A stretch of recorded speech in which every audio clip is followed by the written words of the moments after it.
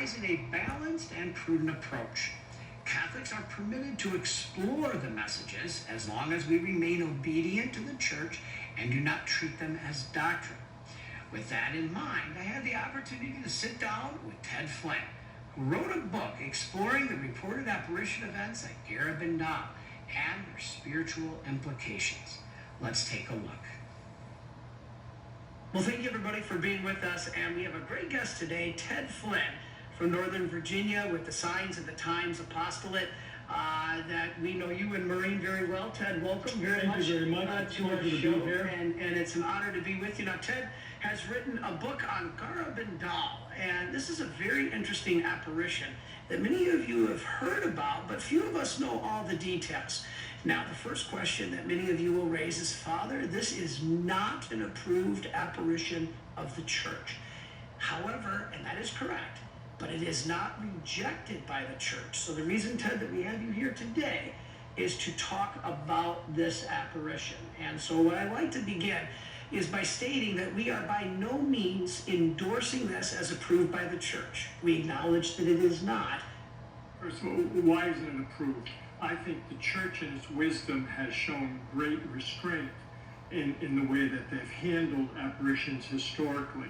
We know certain times in history some things may not work out as well as the person in the pew hopes they would from the hierarchy. But when it comes to apparitions, the Church gets it right. Now, this is what they call non-constant. Okay, so Our Lady appeared in 1961, correct, in the summertime to 4 young girls. 3 of them were 12, I think 12 and one was 11.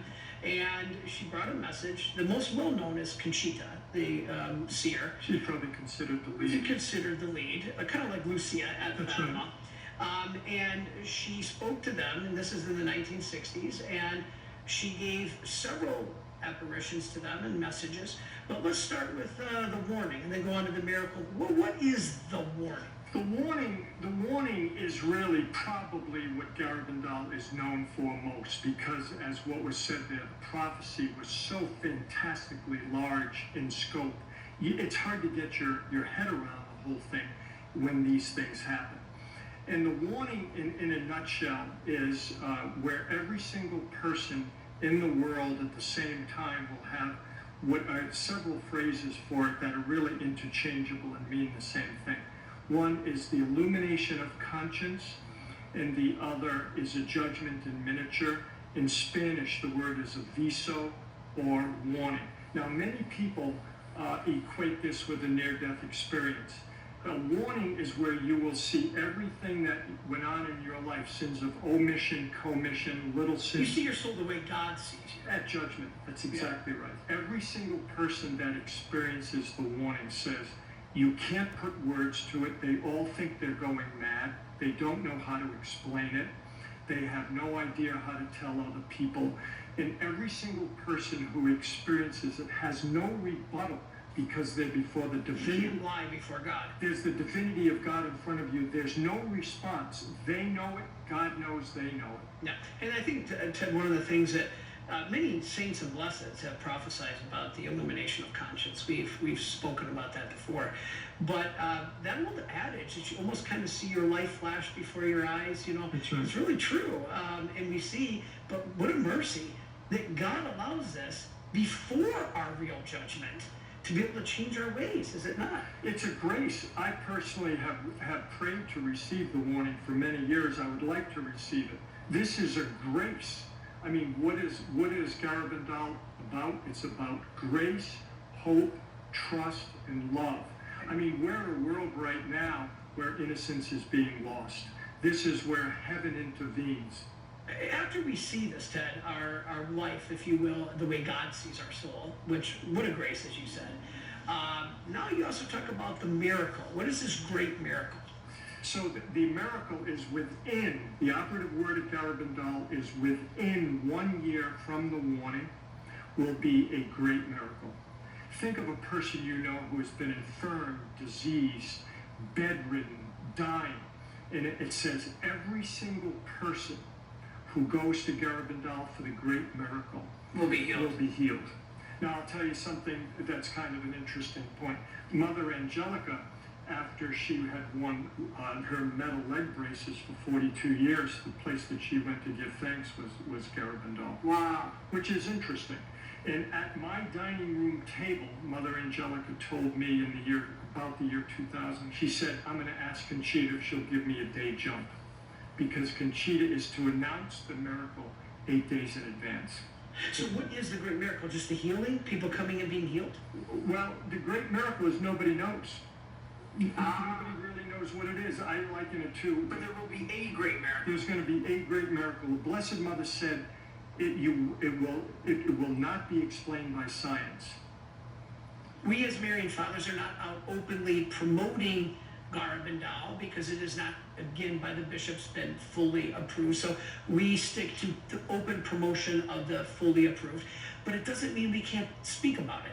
The Blessed Mother is coming for solutions here. Absolutely. And so a lot of the people who are a little bit more rigid or traditional in their views or something and really don't like any of this apparition stuff, what's the problem? She's coming and giving solutions for our ills. And frankly, unless these events happen, I think all innocence in the world is going to be lost. And this is maybe a great way for Our Lady to show us. Now, I have, we know Our Lady talking about great wars at Fatima. She warned of a greater war than World War I. We experienced in World War II.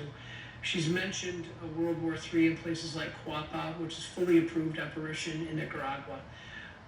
What did Our Lady say or not say about a Third World War at Garabandal? Well, you've been doing your reading. That's pretty clear, because that's, most people aren't down to that level beyond, the warning and the miracle and the permanent sign. Conchita was asked, would there be a Third World War? And she said no. So people have thought that goes to perpetuity. I'm not one of them. When she was asked that, it was October of 1962, which was the height of the Cuban Missile Crisis, where Soviet warships were underway on their way to Cuba, and we know they actually turned around. Well, we were on the brink of war. It was a game of brinksmanship with Kennedy and Khrushchev, and so you have to put everything in its context. And so the positive of this message, and I got to keep reiterating this with Ted, you said it, I've said it in all my talks, is the word if. This is contingent upon our response. It's a mercy and a grace that Our Lady's appearing to us, to give us a warning, to tell us if we don't stop these ways. Well, that's why the subtitle of my book is The Divine Reset. We know the world is talking about a great reset. I think what heaven's going to do, based upon the way heaven acts with all of its finesse behind the scenes for decades and decades before an event, is we're looking at a divine reset that heaven is going to set. That's a better reset. That's a better reset. And I believe that, and we were told at Garabandal, the warning will come when the world is most in need of it. And this is the time, I think, more than any other in human history. We're not there with the prophecies just yet, but they're now as a result of several of things, which is why after all these years I decided to do a book on it, because they're in much, much clearer focus. If you would like to get a copy of Ted Flynn's book on Garabandal, please pick it up. I think this is a good wake-up call for us, and we'll wait, as you said, Ted, to see what the information is that the church will give us about the rulings as we go in the future. But I think you said the key is to wait. And so until then, we must pray. So Ted, thank you. Thank you. God bless you, and we're grateful that you could join us. Thank you.